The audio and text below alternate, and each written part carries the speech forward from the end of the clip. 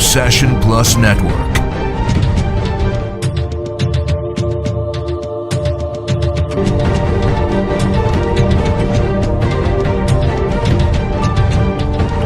Welcome to Session Plus Network.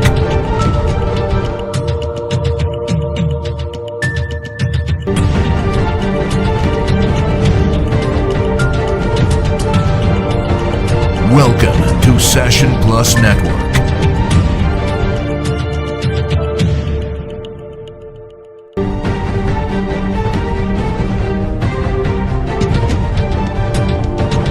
Welcome to Session Plus Network.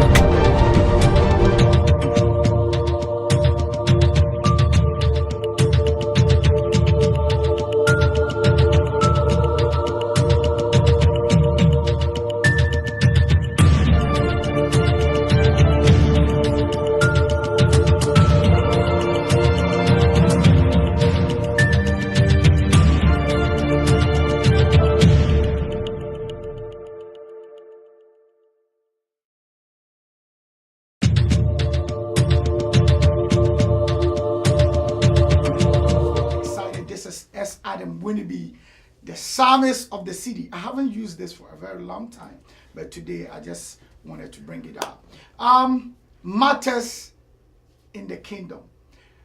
The question, we're talking about this, and the voice of the city said, which kingdom? Let's be specific so that we will not mislead our listeners. So we are talking about matters of the kingdom of God. This is Media Talk with S. Adam Winneby. Today I have powerful men of God in the studio with me. As you know how we do it every Tuesday, we are here to talk about things that are going on in the media. And as a media consultant and a CEO of Session Plus, I'm so excited having these wonderful people in here with me. Powerful, they are here to talk. And before I introduce them, I just want to say thank you to everybody who is joining us right now on Facebook. Tonight is going to be serious. And if you don't know how to share, please ask somebody to teach you how to share. Share this. Very important. Today we're going to talking about two things that are intertwined. We're just going to be talking about one or two things. One of the topics that we have today, we're going to be talking about matters of the kingdom. We're talking about a church that was built in Nigeria. We're talking about 100,000 capacity. And we'll be talking about the second one. Should men of God charge before preaching? Or they should just come and preach and the church will honor them. These are the two things that we're going to be talking about. And I have powerful men of God in the studio with me. Feel free to share. Feel free to invite your loved ones. Let them come and let's all learn together. Let's use the media for a good cause and not just to mess up the mind of people. And once again, in the studio, I have two powerful men of God. And on my left here, I have the Council of the Prophetic Alliance, the Prophetic Alliance Council, the Worldwide Council. Correct. I have the voice of the city here also with me. I'm going to give them the opportunity to introduce themselves to our viewers, and we will take it out from there. So my viewers, I have Prophet Labi with me. Man of God. My brother. How are you doing? I am highly blessed and favored. Amen. Amen. My viewers will love to know you more. So please take this opportunity to introduce yourself. Yeah. First of all, I give God the glory and thanks to our viewers. Mm-hmm. And also, I know this channel travels all over the world. Mm-hmm. And so good morning, good evening, good night, and all over the world where they are looking at. Mm-hmm. Not to blow much trumpet, by the grace of God, I'm the president of the Worldwide Council of the Prophetic Alliance, the only council that bridge communication gap between governments and clergy, and also the president of CIB, which is Christian Intelligence Bureau. Wow. And this Christian Intelligence Bureau, we gather informations about the clergy, those who men of God use their name to say they are men of God, but they use the name of God to do criminalities, and we have to gather the information and feed the security. Also, the founder of House of God International Prayer Ministry, and also patriarch of so many small companies. There's plenty that God has blessed us, and we cannot blow my Hushai Prophetic Institute, which I sit on the board, and we teach prophets and apostles in the kingdom. Yeah. Thank you. You see, I nearly said amen. My viewers, sorry. And then listen, the person who is going to introduce himself is not a visitor in the studio. Man of God, talk to me. We have the apostle. Do you want me to introduce you? Whatever. Do it. Yeah, I'm Apostle Richie Parker, the founder of General Overseer of Word-Based Chapel International. I'm God's servant, just God's servant. God bless you. God's servant. Yes. The voice of the city. Of Toronto. Of Toronto. Yes, yes. Word-Based Chapel International. International. The City Church. The City Church. Yes. That's right. Man of God, just a quick question. Do you run personal business? Do you have business? Not yet. I don't run any personal business because I've got to do a business that God have called me to do. So that's what I'm doing for now. But I don't run my own personal business. Okay. I'm Are you occupied with the looking? business of God. Are you looking to own your own business in future? In future, whatever God leads me to do, yes, but I don't have it now in my mind. But you never know what's going to happen. But I'm content with what I'm doing for the Lord because I believe that you have to give your 100% to what God have called you to do. So that's what I believe. Okay, so that means for now you are not into business. You are just a full-time minister. Yes. Okay. But it's not wrong to have a business. There's nothing wrong if it will not take you from your main course, the reason why you are being called to do. Okay. If it doesn't take you from your purpose, there's nothing wrong. All right. But anything that takes you from what God have called you to do, the enemy will take advantage of that. Yes. All right. Thank you very much. These are my two guests in the studio, and I'm very happy that we have people joining. Share this link. This is Media Talk with S. Adam Winneby. Today we want to talk about something very quick. A church is being built in Nigeria, a very big church, huge church. And I called this man of God in today. I've been doing my own research, gathering my own information to just make sure that I have the right people to talk about this. This is a very sensitive issue that we are about to talk about regarding to the building in Nigeria, this 100,000 seater church in Nigeria. I know a lot of people, everybody has their own views and opinions on it. Others are saying it is not the right thing. Others are celebrating the man of God. Others are not celebrating the man of God. Today, I have two preacher men, which I want them to help advise listeners or viewers that are confused. Majority of the time, when preacher man makes a move, it becomes a news. When preacher men make decisions, it becomes a topic. And it's not everybody that is matured in the things of God. And the only way to address this is to get matured men of God in the studio to tell me what they think about it. And we'll be talking about one of the Ghanaian preacher men, if I'm not mistaken, based in South Africa, made a comment about this. And he was celebrating the man of God and the woman of God and the church as a whole. My question is it a crime to build 100,000 seater church? And I want to ask Prophet Daniel this question. And after that, we'll just listen to a voice note regarding about this video, and we'll be back again. Man of God. My brother. Talk to me. Is it a problem? Because I see Christians are confused regarding this project that took place in Nigeria. Well, it's very, very interesting. Christians should be happy instead of confused. And it depends on your who is your cornerstone. For we Christians, Jesus Christ is our chief cornerstone. And if you are emulating someone who is a patriarch, you should look at his track. Now, Jesus Christ was a foundation of the church. And on his time in church history, he was a crowd puller. He enters Jerusalem and the whole city stands still. He is able to drag even the Roman soldiers and people and great pilot, soldier, kings and everything are worried when this great man of God enters a city.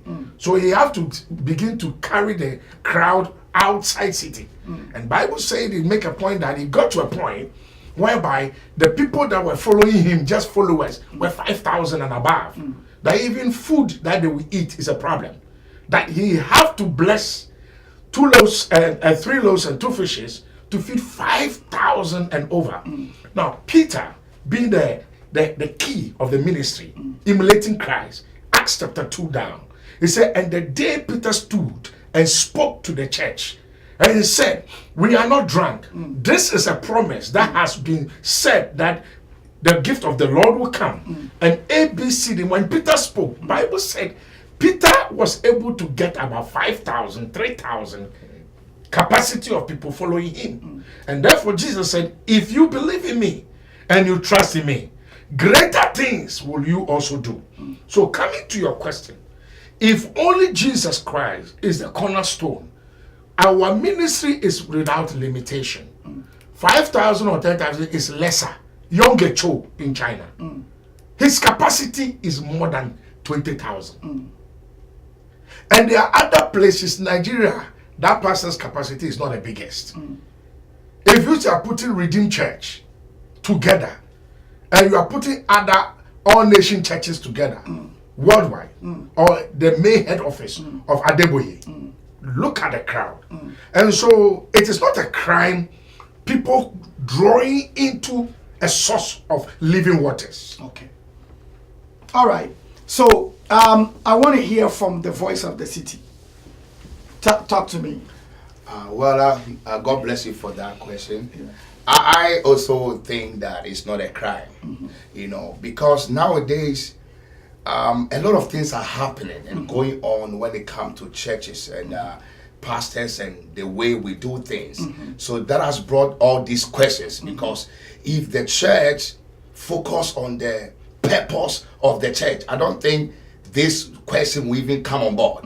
But because people have different opinions, which they always have, concerning churches, that's why this question has popped up.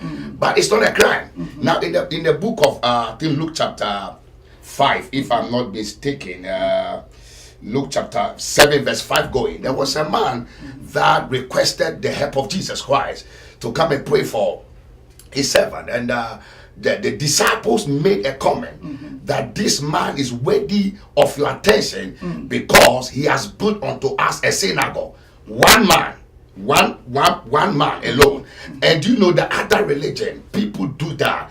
Once they get certain blessings, what they take first, the house of God.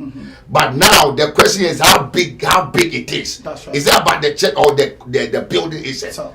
The building, because of how big it is, people have different motive to consider that. I've heard people raising that they are poor, blah blah blah, supposed to blah blah blah. Yeah. But when it comes to anything about God, yes, we must see the interest of the things of God before other matters comes in. So number one, I believe the man of God look at, as the man of God said, the congregation, because if you have 12,000 people or maybe 2,000 or maybe 100 people, you cannot build something that is more than the people. So you look at the people God has given to you and they build it. And I believe that it wasn't any problem or any issue. The church understood the vision and they saw the need of that. So they built it. If one person could able to build a synagogue, and when the Bible uses the word synagogue, it's bigger than what this man of God have done. And this was collective of the church, which they have built to support or to enhance the work of God. Okay. So it's not a crime. For me per se,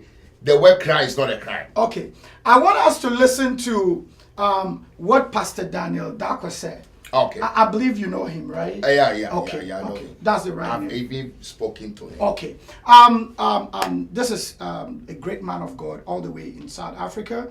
Came down to Toronto. I tried all my possible best to talk to him, but he's a very busy man. So we didn't get the opportunity to talk. But I told him we were going to be talking about his content on today on our platform regarding, so he said something. He made 5 key points why Ghanaian pastors or Ghanaians cannot. I stand for correction. The audio will play, then everybody will listen to exactly what he said.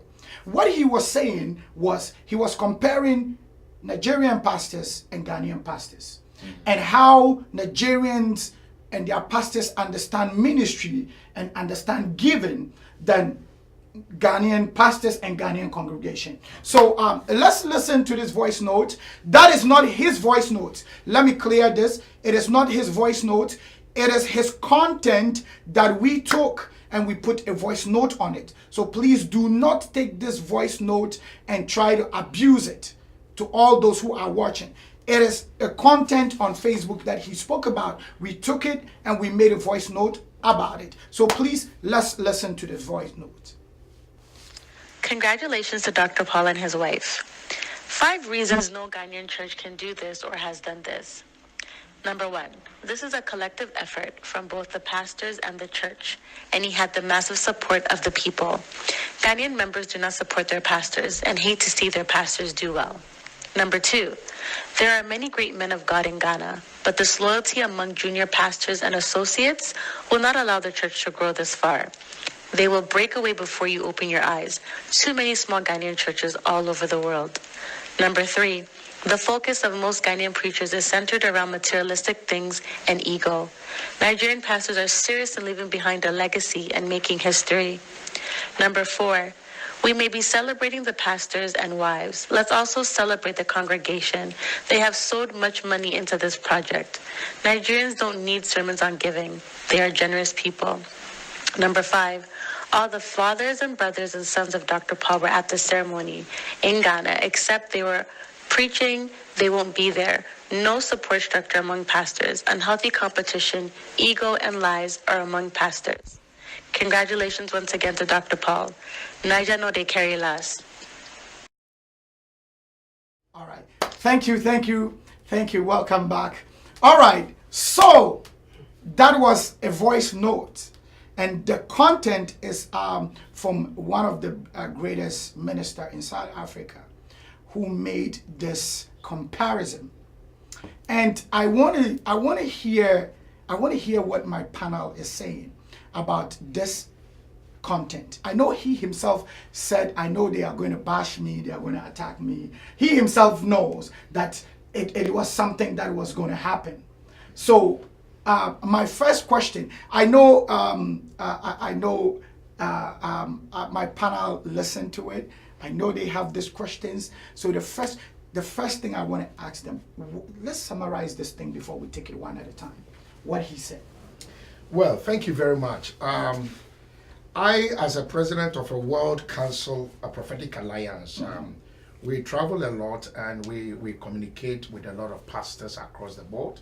And we see that there are a lot of challenges in ministry and other things. Now, one thing is it depends on where he's looking from. The mirror that he is viewing will give him a different angle. And someone also will look at the mirror, the same mirror, from a different angle. And the person will also see differently.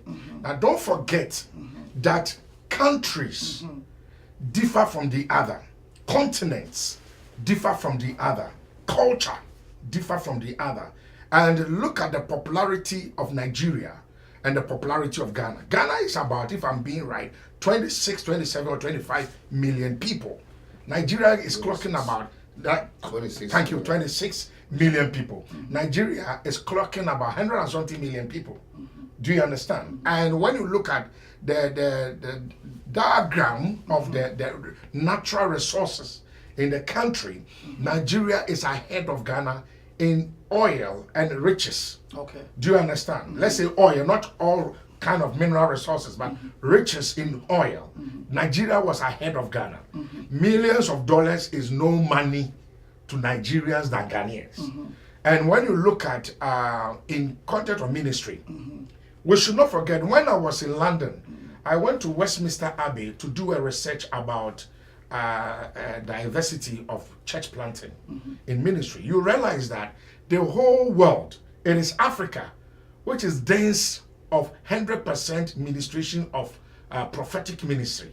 Now, when you come to Africa, West Africa, East Africa has healing and teachers. West Africa, when you compare Nigeria and Ghana, Ghana has almost about 90% of prophets than Nigeria. Why is it like that? Yeah, that is the works of God. And Because I'll come to Ghanaians- a point. Thank you. I'll come to a point. I've been, because you are prophetic, I've been looking Yeah. to ask this question. I'll show Why you. do we have too much prophets in Yes. Ghana? God works in so many mysterious ways. Nigeria has deliverance ministers and teachers. Correct. Ghana has prophets and teachers. Do you understand? And Ghana is the gateway of Africa. Ghana is the gateway. And Ghana being the bright center of ministry, prophets are much in ministry in Ghana. Now, when you come to the prophetic ministry, whereby Ashanti Kingdom produces about 65% of the prophet, how many Ewe, our Volta region prophets, have you seen? How many Fanti in the Western prophets have you seen? Majority is in Ashanti region. Why is it like that? I'm coming there. Now, when you get into the Ashanti Kingdom, you can see that a particular area of the Atria Mountains, which is not Atria Mountain, it is called Apesia Mountain. Okay. Apesia Apesia. Mountain. And that mountain produces a lot of prophets. Okay, man of God, hold on with these prophets right now. I know if that, I think what I'm going to do is, that's going to be my next, maybe my next topic the next time. Why Ghanaians, we have too much prophets. Ghana is all full of prophets. That one, I'm going to make it a topic on its own. Because if I'm going to go on, we won't talk about this building. Okay, I was looking at point number 1, and it's open. You can handle it. He could talk about it. He said, when you read his point number 1, he said it was a collective effort. Support, collective effort both from the pastor and the church. And for this to be done, it was a collective effort from the congregation and the pastors. But when it comes to Ghanaians, he said Ghanaian members do not support their pastors, and they hate to see their pastors do well. This is what he said. And I'm going to say some before they speak. Some Ghanaian members. That is, man of God, international. Yeah. Why I often hear Ghanaian pastors saying, you can't use Ghanaians to build a church or to start a church. Why is it like that?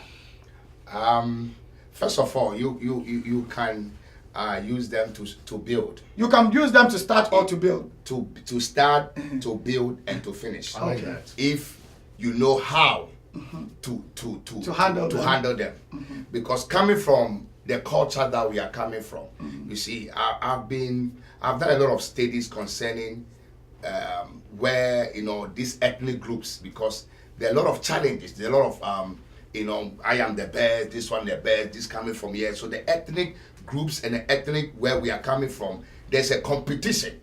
I get what I'm talking about. So collectively, when you bring Ghanaians together, you have to know where they are coming from. And if you know where they are coming from, you can able to use the scripture to work with them.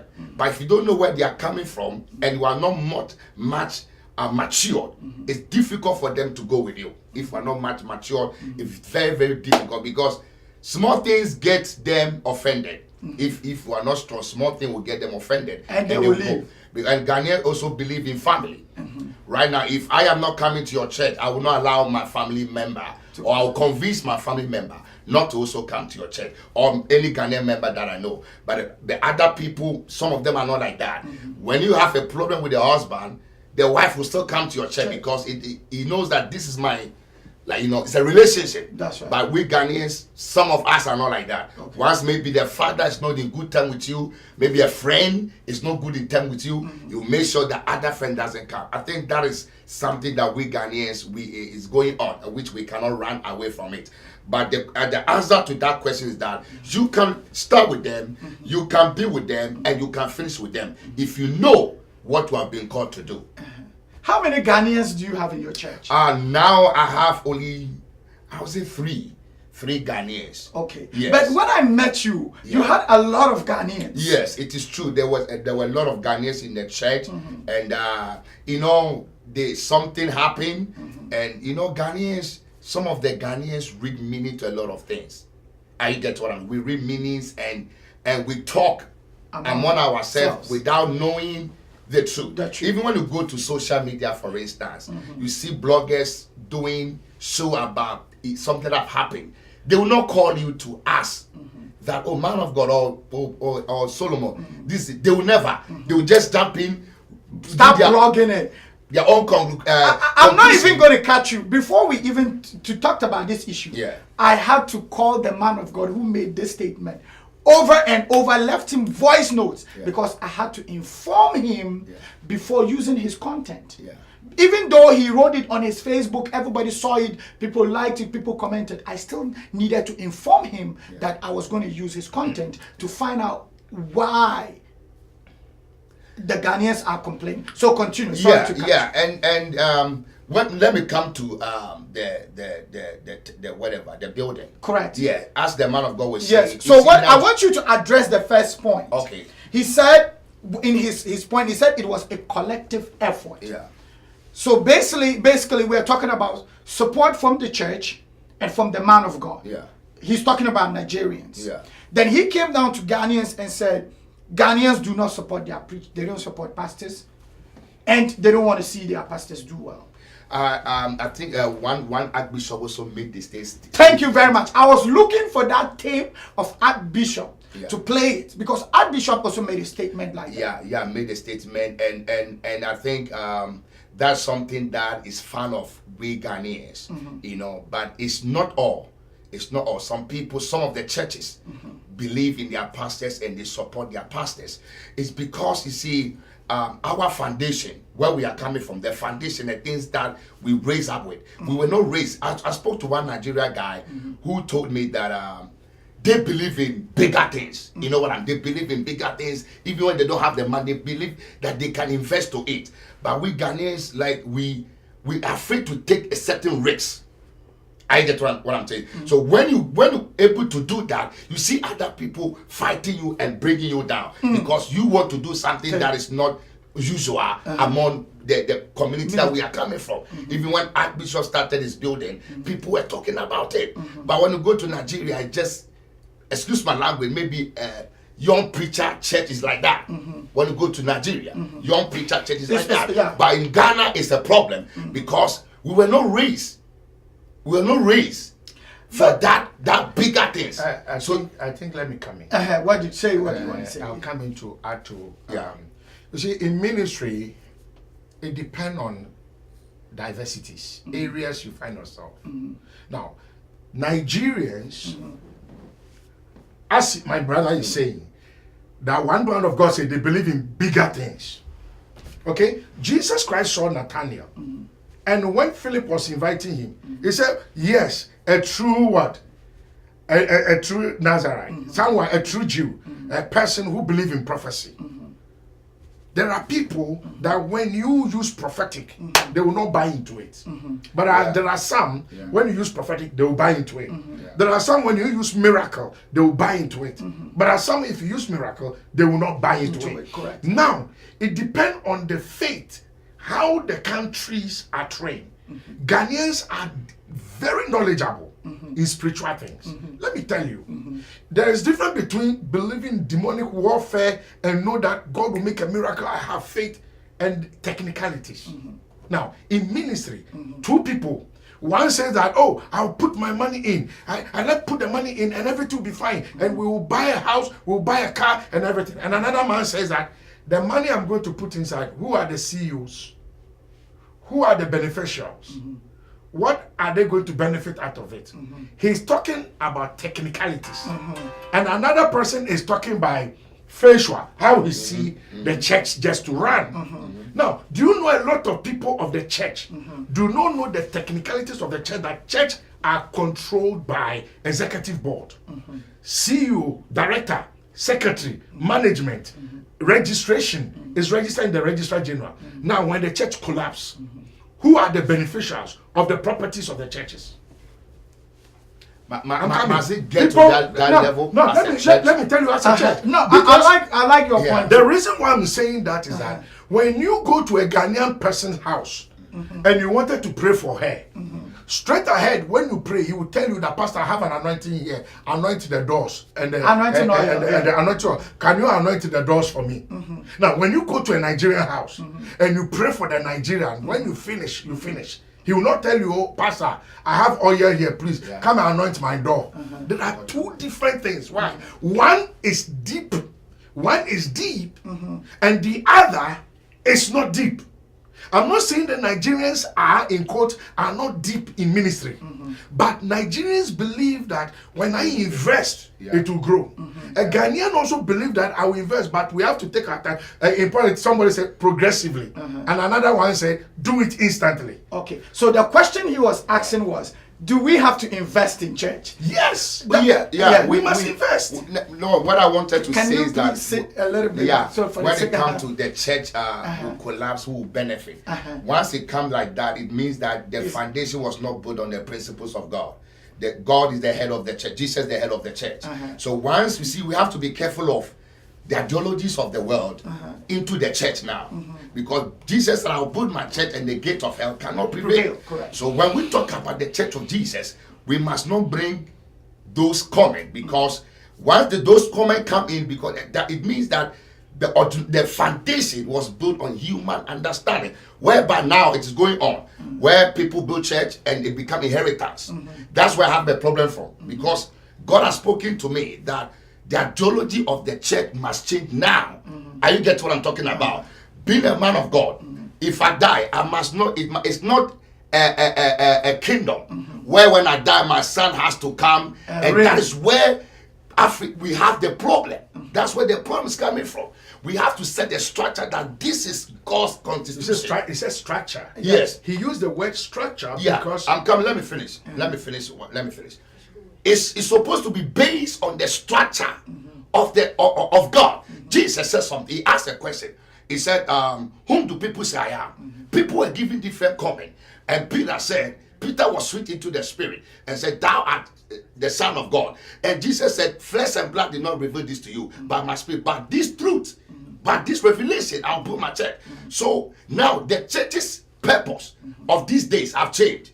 That is why I said earlier on that's why the comment of why are you building a bigger church has come, because the real purpose that the church in the olden days was built upon, the principle have changed. Now it has become who owns the congregation, who owns this, who is this, who is the founder. So I have to clarify something. No, not clarify. No, clarify. You can make your statement. I'm making a statement. So I'm clarifying my point, my statement. Yes. When I said about that, don't forget, ministry have spiritual and physical. Okay. We have spiritual growth and we have physical growth. We have spiritual ownership and we have physical ownership. So who is that? Now let me make a point. When you go to church history or when you go to Bible, can I explain? No, spiritual. I'm coming owner there. and Don't worry, I will explain. Okay. When Because of time. It's not about you are not moderating it. The moderator is there. You take your time. Okay. When we say spiritual growth, right now, ethically, we are here.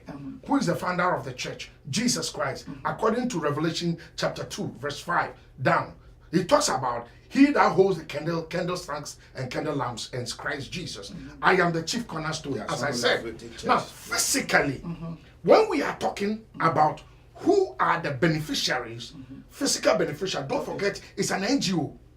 And there are rules. Churches are built in Africa as company liability by guarantee. Wow. Yes. When you go to Registrar General, it is 3 or 4 people names are there. Why do they have their name there? Don't you put Jesus' name there? Wow. Why don't you put? No, let me make a point. Wow. No, let me. I will let you speak. I will let you speak. You should have put God name in Registrar General. Sometimes the reason why the churches they fight is that when one begin to know that one person collect the money and put in pocket, then angry comes in. Now you make it plain that NGO is not belong to one particular person, and so when the company or anything happen and they are closing down ethically, the NGO properties are given to another NGO, or given to some. They will sell to a point whereby distribution of the properties is done by the law and the constitution of the country. Now, spiritually, we know that the church belongs to Christ Jesus. And therefore, a lot of people who believe in the faith, when they are doing anything, they do it Christ Jesus. We do it for the Lord. We do it for the Lord. We do it for the Lord. We do it for the Lord. But when you do it for the Lord a lot, There is a part in the scripture that says that even the widows were ignored I think in the question- church. The main issue have changed. No, it is not changed. Yeah. I'm talking about church growth here. Okay. And I'm talking about beneficials. Okay. And I'm saying that spiritual and physical. Physical, when church closed down, the buildings, the properties, the cars, Comment. Okay. the cars that are bought by the church have a way to be distributed. Okay. Whereby the church congregation members doesn't know. Distributed to who? That is why I'm coming. It's distributed Okay. in a term of, I told you that it can be given to another NGO or it can be also sold, and government will come in and show how that properties will be relayed. Okay. And this is the case whereby congregation members do not know who is the CEO and director and executive board of the church and their beneficiary in the organization. So I am talking as a deep technical person in ministry, Okay. not just a shallow talk. So basically, so this is where we have the problem with the Ghanaian community. I'm serious because we are talking about church right now. So the main topic, we are talking about why Ghanaians do not support their pastors or the church. So now, what I'm understanding is we don't have a structure. We have. So if we have a structure, That's right. then why are Ghanaian? Because somebody made a comment that even if a Nigerian leaves Nigeria and go to Ghana, he's still going to do better than Ghanaians in Ghana. No, it's you see, that is why a lot of people don't know. I was talking about something about faith, and my brother was talking about they believe in bigger things, that I can make it. But Ghana mentality of that is different. That doesn't mean it's condemned. It have another way of approach. Now, listen to this carefully. A Ghanaian, a Nigerian, moving Nigeria, it's not all Nigerians succeed. Okay. Some never succeeded. And not all Ghanaians also succeed or do not succeed. Some break through. Now, when you think about it, I was in Germany when a police officer, example, this is just entire, a police officer, somebody was complaining that a Ghanaian man was doing one or two fraudulent things, and the police officer said it's not a Ghanaian. He said, who is that? He said, is it a Jamaican? He said, no, it's a Nigerian. When they went, it was a Nigerian. And somebody said, oh, somebody took somebody's passport just to go and work in somebody's company and get some so small. He said Nigerian. He said, no, it's not Nigerian. It's a Ghanaian. The policeman was showing all this thing. Why? Every country, any negative side, they have their brand and their skill. So church planting, how Ghanaians, I don't believe in condemning the aspect of that Ghanaians are not good. They are. Look at somebody, I'll call this great man of God, what do you call it? Otabel. Mensa Otabel started. He's doing very well. Ajasari is doing very well. Steve and Mensa, they are doing very well. When you come to the prophetic ministry, that is where he have a problem with the churches. That it look as if the prophetic aspect are not doing well, but the churches, the main pastor churches in Ghana, they are doing well.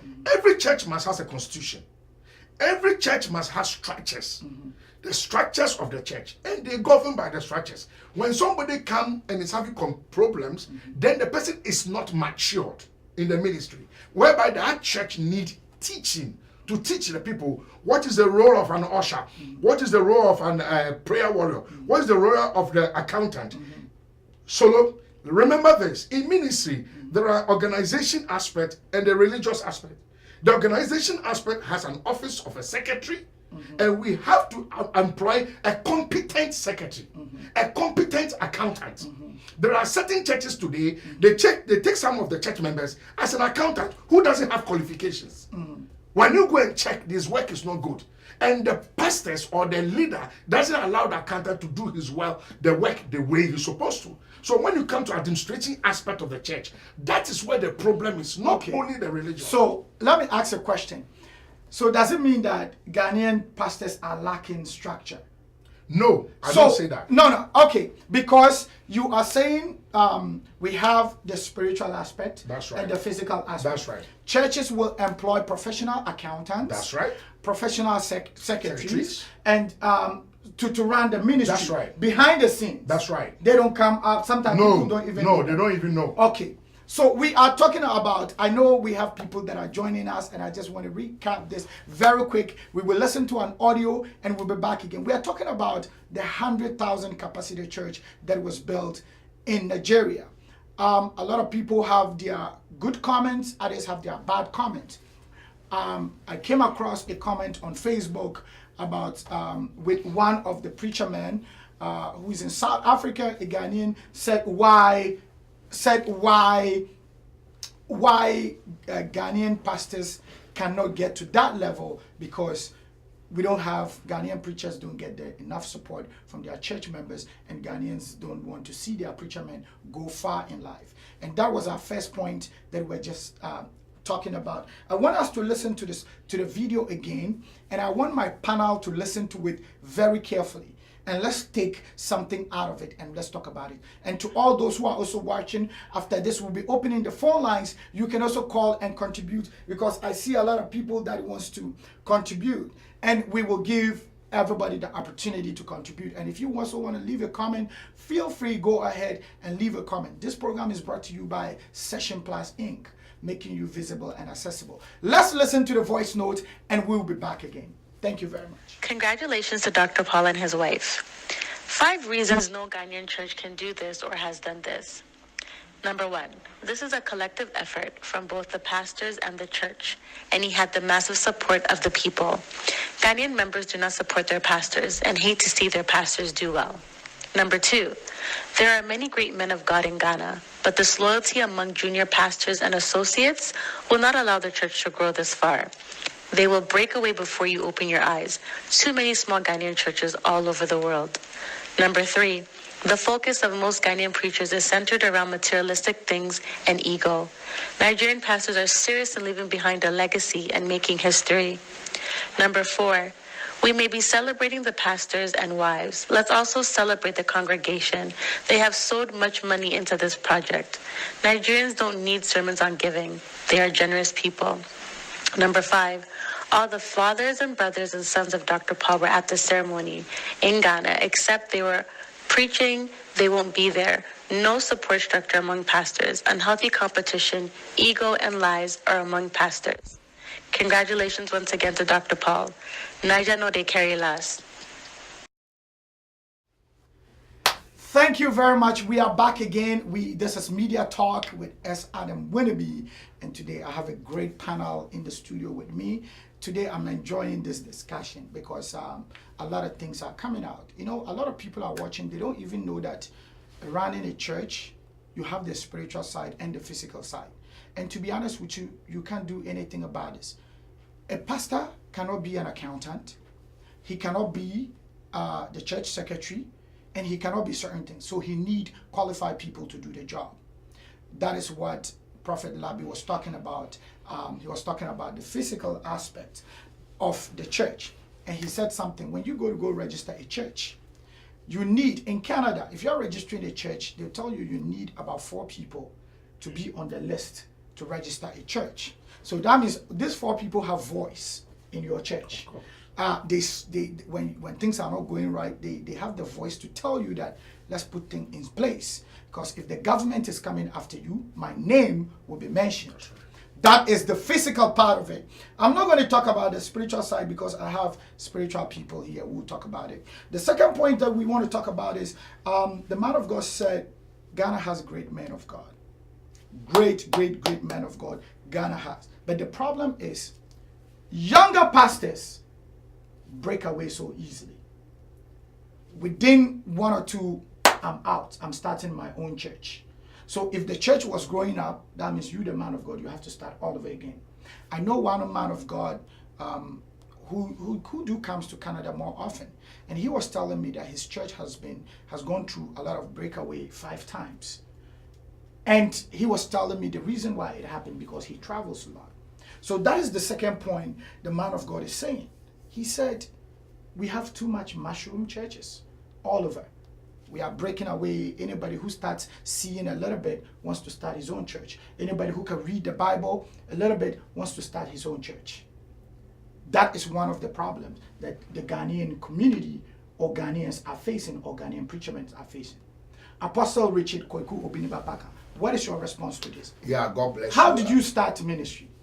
Yes, God bless you. I was called by God, and there was one man of God that before he called me, I had a dream, several dreams, and it was a prophetic on me that I'll become a man of God. So how I started, there was one pastor called Apostle Richard Kweku Esau. Oh, really? Yes. Oh, yes, so yes. your name is from somebody? No, he is called Esau Parker. Okay. But I took the name Obiniba from him. Okay. He was called Obiniba and he gave it to me. Okay. So I served under him. Okay. For almost 10 years. I served under him, and he was also serving under another pastor. So he left. And Do you know why he left? there was issue. There was issue. And some of the issue is this what I'm talking about, where the church is heading. Is it based on human philosophy? Is it based to feed somebody in the family, or to help the people of God? So when people are growing the things of God and they find out certain things, it costs them to break. And number two, some of them, when you see, there was a program that I went, and the man of God said that when you see somebody coming up, encourage the person. Most people are afraid to encourage the young guys into the church. I've been advocating that in every church we should have the fivefold ministry. Correct. That is the essence of the church. The church is not anybody's business. It's God's business. So if you want to do God's business, there should be a proper way of doing God's business. So it happened we went to Koforidia, and the church took us there and they abandoned us. And a lot of things went on. So God spoke to me that start something. So I still went under another man of God, studied for some time. Oh, you so went under another man? Another man of God to study. It's very, very crucial. If you have not studied, you have not been taught, you can't teach. That's why we have a lot of problems. A prophetic ministry in Ghana. People thought when you name yourself prophets, when your church can grow. Because Ghanaian had that respect that when you say a prophet, you must prophesy. When you say a prophet, you can see into it. So people have adopted that name, but meanwhile they don't have it. If you want to be real, they don't carry it. It's just a name most people have taken upon themselves, which they are not. We have the genuine prophet, we have prophets that are there. But many young ones think, in quote, that when I call myself a prophet, that's when people give me attention. And that is true. Today, I'm not going to catch you. Today, I'm not really going to spend time on the prophet because I have a lot to ask about prophets. So now tell me, when people break away from churches, is it something that happens in the Ghanaian community a lot? And why does it happen that way?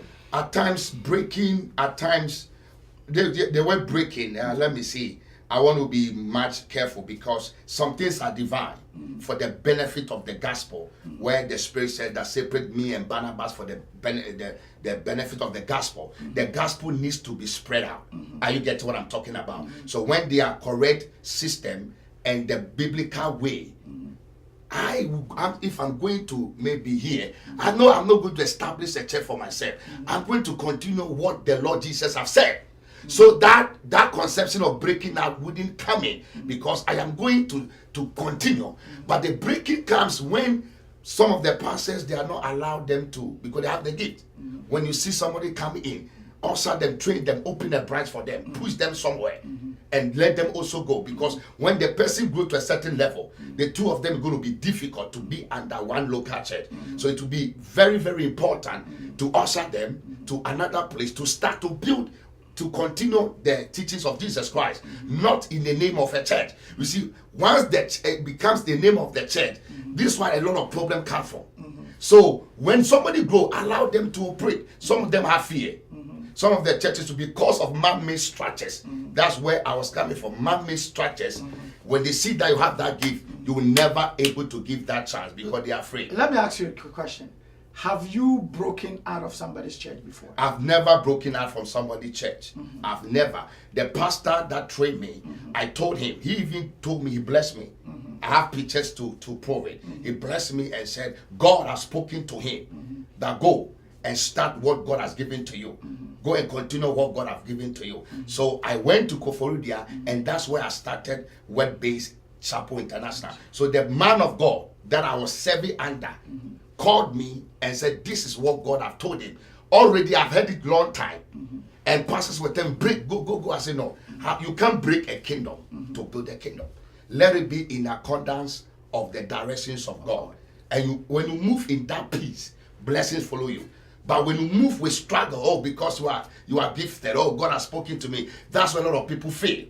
That's what because you must not break a kingdom to start a kingdom. So, when you came to Canada, did you serve under any man of God in Canada? No, when I came to Canada, I didn't serve under any man of under. Okay. But I went to a certain French church to help them. Okay. But I was not serving under. Oh, it's okay. a two different. Beautiful. You can go and help somebody, but to serve under means you have submitted to the teaching of the person. No, to the authority of the person. Correct. Yeah, but I just went to support. You were supporting.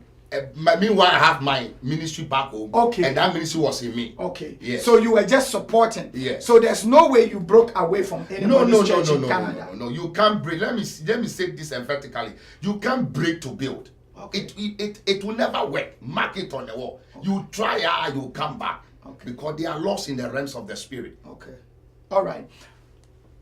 Prophet, what is your response to this? Breaking away, because he made it clear that Ghanaians they are fan of breaking away from churches. This one will leave, I'm starting my own. This one will also leave, I'm starting my own. This one say I'm starting my own. That is why Ghanaians cannot have mega churches or build a church like this 100,000 capacity, because every Ghanaian wants to start his own church. No, let me come. The Ghanaian can build. If the Pentecost alone, if they say they want to build whatever, they can build.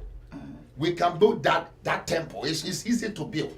When all the members of maybe Pentecost they have district here, regional here, if they say they want to build, they're all Kumasi, we are building one, they can build. But the problem is you guys will not all fit in it, because there will be problem. The reason why there will be problem, you see, the man of God started something. He said, you see, Ghana, every African countries all have it. Tribalism is one of the things that are fighting Ghanaian churches. Tribalism fights Ghanaian churches a lot. Why? In a church, for instance, if they have a lot of, let's say, fanties in a church. Okay, if the pastor is not a fanty, the next time a fancy man starts to read the Bible a little bit, let's open a church. If a Northerner starts to read the Bible a little bit, let's start our own church. If an Ashanti man starts to read the Bible a little bit, let's start our own church. That is why I'm even taking. Tell me some thoughts. I'm really quiet. Yes. Listening a lot of things, because a foundation is always a foundation, and all these things we are talking about, I see that. We are coming back to the structures. I believe in. You believe in structures. Nice. And secondly, before somebody will come to serve under you, my mother was a pastor. My uncles. I'm coming from a home that is full of men of God, prophetic, and everything is my family. And I was raised in a church, and I was born a prophet, and went under. You were born a prophet. A prophet. Yes, I was born. Wow. My birth is something else. And as he was talking from where he started, me, my mother was pregnant. A woman dressed like a mad person told my mother, you give birth to a prophet whose name was son called Daniel, and you'll be born and raised internationally. He'll do greater works. For you to know he's born, when they give birth to him, there will be a fire around him. And when I was born, physical